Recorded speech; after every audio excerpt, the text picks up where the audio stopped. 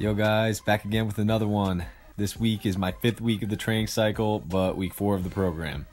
For those not following along, I added a week to the Johnny Candito 6-week program to help me PR by the end, basically. Although I have another week left, I'm deciding to cut this training cycle after next week as I'm feeling a little beat up and want to keep building going into the next training cycle. Also, I have decided that this will be my last run through of the Johnny Candito 6-week program.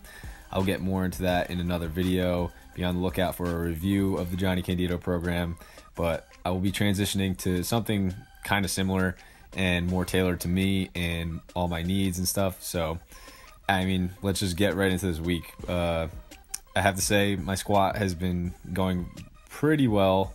Watching this back, my form does break down a little more than I'd liked it to, and the thing is, at this point in the program, things like that are just going to happen. A good way to account for this is to add back offsets of a variation in my next run of the program.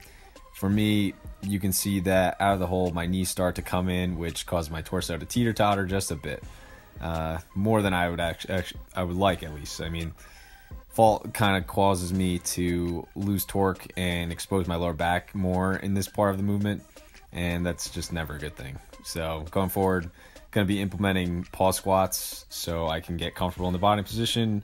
In my opinion, that's just a good place to start. Seems obvious because they force you to maintain stability and stay tight at the bottom, aka the hardest part of the lift. So if that doesn't work, however, I will transition to something along the lines of a tempo squat or a pause in the sticking point or pin squats.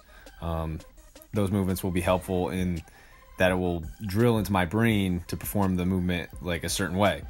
The way I look at it, those is that they're more of a drill than an exercise, and I think that's kind of something next level that not a lot of us really think about. This is our sport, you know, and each training session is like practice.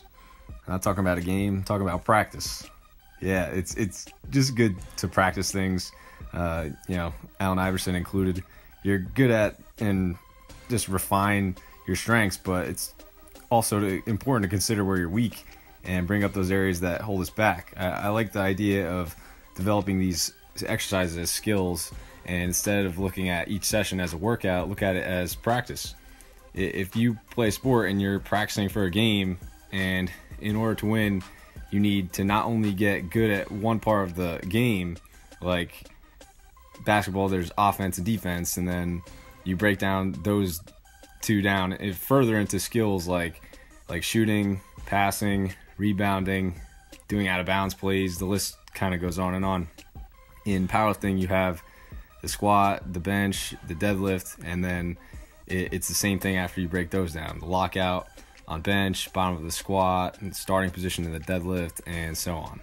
It's kind of like next level. Everyone just wants to blindly follow a program, and I mean, that's okay to a certain point, but it just helps if you understand stuff like this. I mean, that just eliminates all the guesswork when you run into an issue or hit a plateau, and hitting a plateau is usually the biggest roadblock aside from staying injury free, and this is something that applies to all sports. So alright guys, thank you again for watching. I really hope you like this one. Don't forget to comment and subscribe. I'll talk to you in the next one. Deuces.